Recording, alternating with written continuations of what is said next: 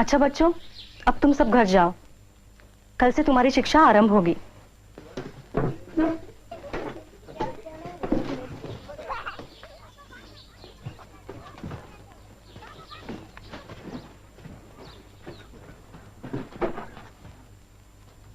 इसे रोज रोज लाना जी।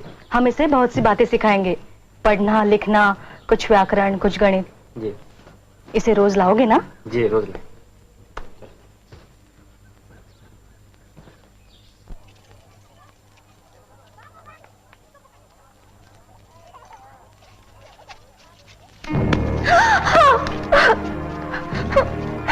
धर्म भ्रष्ट करने वालों का ऐसा ही होता है। तू हिम्मत रखो सावित्री, ये तो शुरुआत है।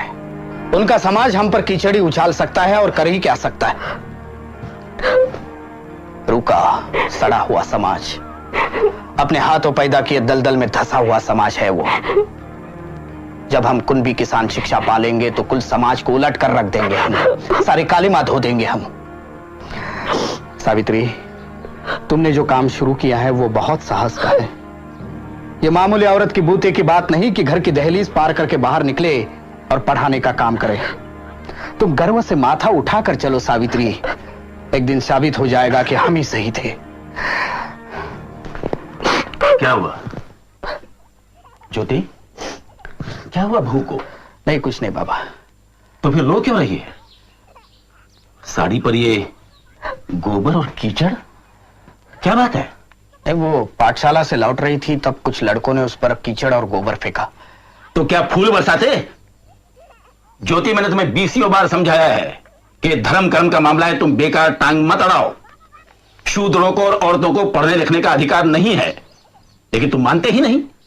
वो पाठशाला खोलकर तुमने पूना के हर ब्राह्मण को अपना दुश्मन बना लिया है। हर ब्राह्मण नहीं बाबा, कुछ समझदार ब्राह्मण हमारे साथ भी है। तुम्हें पढ़ने के लिए स्कूल भेजा, वही मैंने गलती की। उन पादरी मास्टरों ने तुम्हारा दिमाग खराब करके रख दिया है। उसी वक्त मैं अपने समाज के लोगों की बात मान लेता तो आज ये दिन देखना ना पड़ता। अरे तुम्हें करना हो तो करो, जिद्दी आदमी ठहरे, लेकिन मेरी बहू को उसमें क्यों घसीटते हो? क्योंकि शिक्षा ही इस देश को और हमारे धर्म को बचा सकती है। यह तभी हो सकता है जब हर एक को शिक्षा पाने का मौका मिले। मैं अपने धर्म को भ्रष्ट नहीं कर रहा हूं बाबा, मैं उसे सुधारना चाहता हूं। मैं आप ही से पूछता हूं कि यह कानून किसने बनाया है कि सिर्फ ब्राह्मणों को पढ़ने का अधिकार है और शूद्रों को नहीं है? यह ब्राह्मणों का बनाया हुआ कानून है, नहीं है? यह सब भगवान की आज्ञा है। भगवान को इसमें क्यों घसीटते हैं आप? हा? किसी भी देश में किसी भी धर्म की कोई किताब भगवान ने कभी नहीं लिखी। हर किताब मनुष्य ने लिखी है, और धर्म पंडितों ने बार बार कहकर यह बात हमारे दिमाग में भर दी है कि यह भगवान की आज्ञा है, ताकि हम कोई सवाल नहीं उठा सके।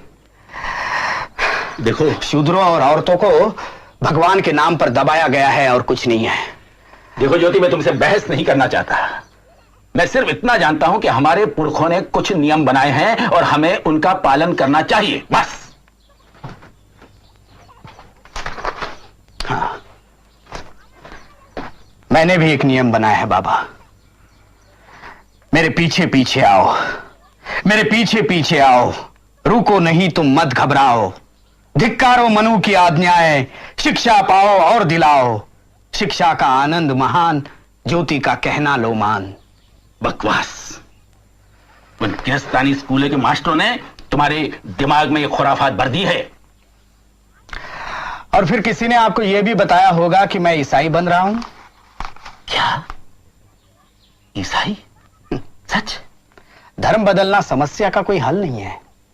हालांकि ईसाई धर्म की कई बातें मुझे सही और सच जान पड़ती है, फिर भी मैं हिंदू ही बना रहना चाहता हूं, क्योंकि मैं हिंदुओं के विचार में सुधार लाना चाहता हूं। देखो ज्योति, मैं एक ही बात समझता हूं, और वो ये है कि तुम्हारी वो पाठशाला बंद होनी चाहिए और बहू का पढ़ाना भी खत्म होना चाहिए।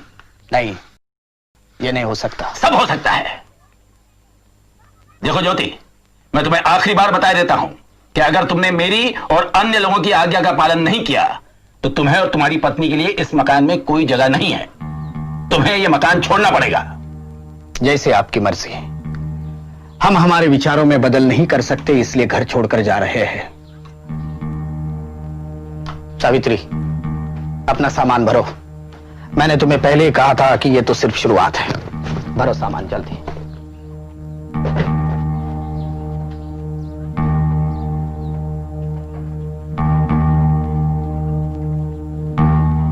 ज्योति तू पागल हो गया है, निराट पागल। अरे